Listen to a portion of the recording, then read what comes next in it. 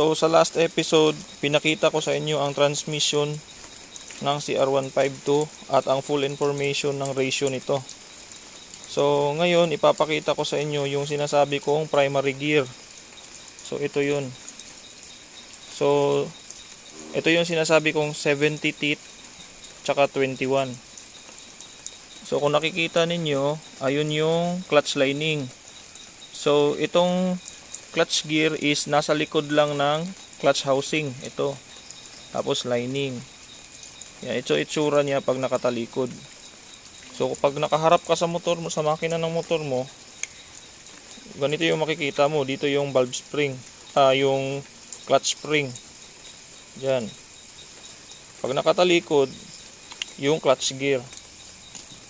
So itong transmission, ito dito na part.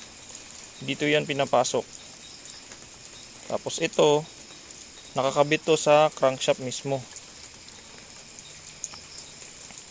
Tapos ito naman, ito yung kinakabitan natin ng engine sprocket. Yung nakikita natin sa labas ng makina. So dito yan.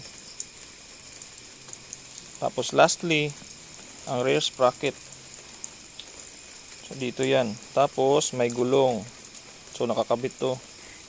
So ang topic natin ngayon is about sprocket combination. So pinapakita ko sa inyo ang correlations ng mga mechanism na nasa loob ng makina natin at nasa labas. So bago ang lahat, magandang araw sa ating lahat at welcome sa channel. So sa mga bagong bisita sa channel natin, huwag niyong kalimutan mag-subscribe at i-click ang notification bell para updated kayo sa mga next episodes na i-upload natin. So bago natin makalimutan, shoutout muna tayo kina Nicole Magali, Jasper Ciares, John Michael Cañedo, Ajit Palti, at kay Ives Vicencio ng Nabotas.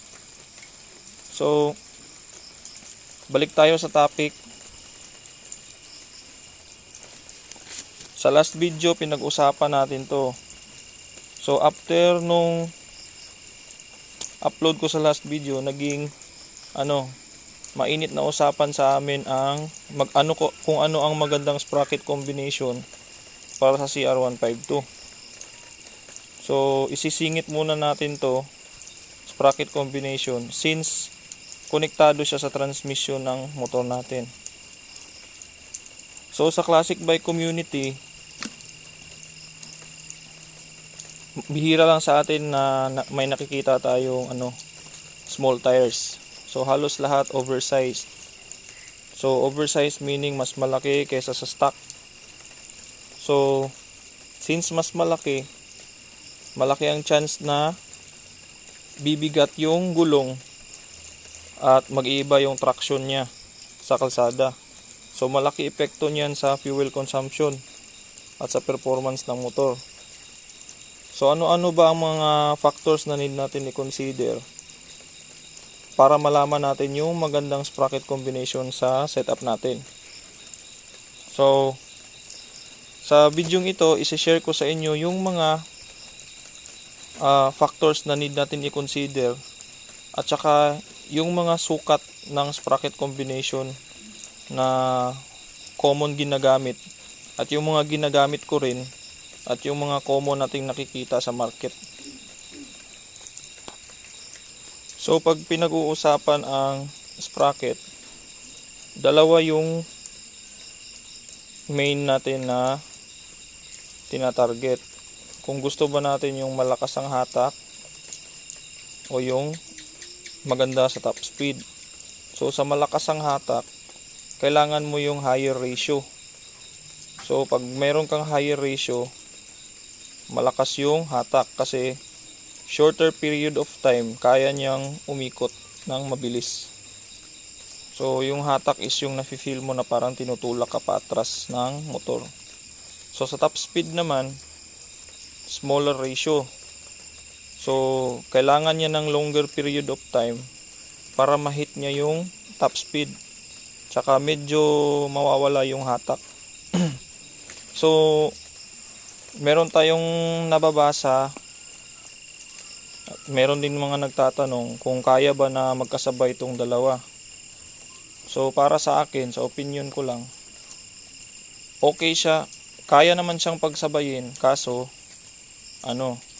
medyo magastos kasi masasabay mo lang tong dalawa kung makukuha mo yung sweet spot ng motor mo at yung magandang supply pagdating sa karburador. So sa torque at sa top speed, isa lang yung common nila. Ito yun, si RPM. So yung rotation per minute. So may dalawang klaseng RPM na nai-experience natin sa motor natin. Isa dyan is yung RPM ng makina. Like sa mga classic 250, meron silang RPM gauge sa speedometer. So nakikita mo yung pag naka-idle ka lang, nasa 1,500 yung RPM. So since dalawa yung pinag-uusapan natin, iba yung RPM na binabanggit ko dito. Ito yung RPM ng gulong. Since ang topic natin is sprocket. So sa RPM ng gulong, para makuha mo yung top speed at yung torque, merong dalawang pwedeng gawin. Una, pwede kang dumaan sa carburetor o sa karburador. So mas malaking karburador, mas malaking RPM ang kaya niyang isupply sa makina. So bigger carb, meaning mas malaki yung hangin na kaya niyang isupply. Tsaka para mabalance, mas malaki rin yung main jet na kakailanganin niya. So pag-convert ng makina niya, so pagtanggap niya na sa makina, magko-convert siya to higher RPM. So biglang mag-a-advance yung RPM ng motor kasi malaki yung supply.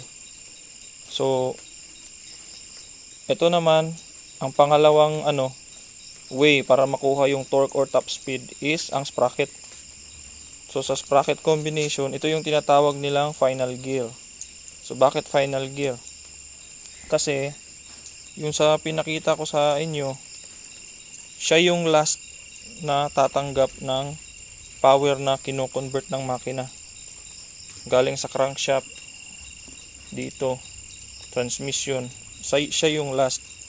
So ang tawag sa kanya is final gear. So ito lahat mga gear yan. Lahat yan para rin yung mga sprocket sila. Pero yung last gear o final gear is yung sprocket na nakikita natin sa labas. So ito lahat meron tong ratio. Pinakita ko sa inyo sa last episode. Ito meron ding ratio. Meaning meron din silang power na kayang i-convert. Tsaka ito yung last na magko-convert. So balik tayo. So kung meron akong mga ginawang dito, example ng mga sprocket combination na ginagamit ko. So pwede kayong mamili kung saan dito yung sa tingin nyo is tutugma sa setup ninyo. Itong andito sa part na to, 1440 is stock natin yan, standard 2.85 ang ratio. Ito sila lahat na nakalinya dito para to sa stock na gulong or smaller sa stock, meaning mas maliit. So ito yung ginagamit ko na sprocket combination kung gusto ko ng balance o gusto kong pagsabayin itong dalawa, torque at top speed. So ito yung ginagamit ko. So pag torque at top speed, ang pinaka mabilis na paraan para makuha mo sila ng sabay, kahit na hindi ka mag-change ng sprocket, ito yung pinaka mabilis na paraan. Dito mo dadaanin sa carburetor o sa karburador. So dapat malaki yung karburador mo. Ang ang downside lang nito is lalakas sa gas. Dapat marunong ka magtono, mga ganun. So since malaki yung karburador, automatic yan na malakas sa gas. So ito naman, ito yung mga ginagamit ko pag malalaki ang gulong. 1442 at 1443. So ito yung ratio nila, 3.0, 3.07. So ano yung mga pinagbabasihan natin pag malaki ang gulong? So mostly pag malaki yung gulong, bibili tayo ng aftermarket na gulong. Merong dalawang klase. Merong soft compound at hard compound. So pwede kayong magkatulad ng sprocket ng tropa mo, pero iba-iba kayo ng speed na makukuha. Kung yung isa sa inyo is naka soft compound o hard compound. Meaning sa soft compound kasi mas maganda yung traction at yung lapat niya sa kalsada. So mas maganda yung momentum na kayang i-convert ng gulong. So pag naka-oversize ka na gulong, ito yung sprocket combination na sweet spot na magagamit mo ang lahat ng gear. Bakit plus 2 lang? Kasi ang iniisip lang natin dito is yung timbang ng gulong. So plus 2 or plus 3, timbang at laki ng gulong. Sa plus 2 or plus 3, enough na yan na mag-compensate sa changes na ginawa natin sa gulong. So yun. Saka kung nag-change naman tayo ng gulong, alam naman natin ang kaibahan ng street tire, dual sports at off-road.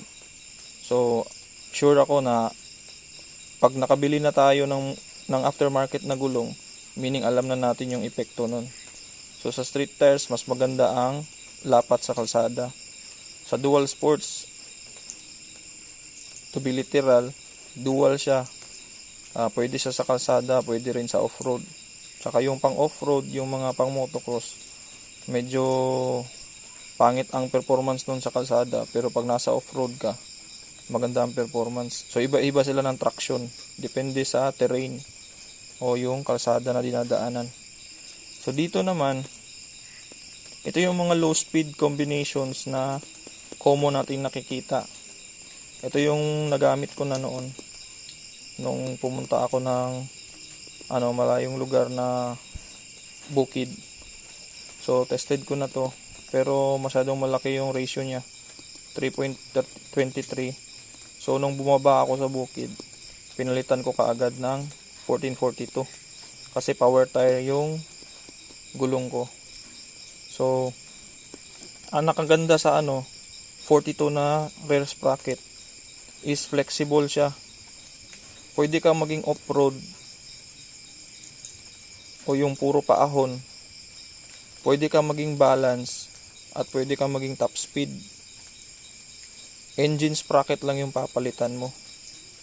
So kaya ito yung paborito kong sprocket sa likod. So dito naman 1545 at 1648, parehas sila 3.0. So ano bang kaibahan nilang dalawa? 3.0 tsaka meron pang 3.0 dito, 1442. So dito napapasok yung correlationship nila sa transmission ratio. So i-explain din natin yan. So sa transmission ratio,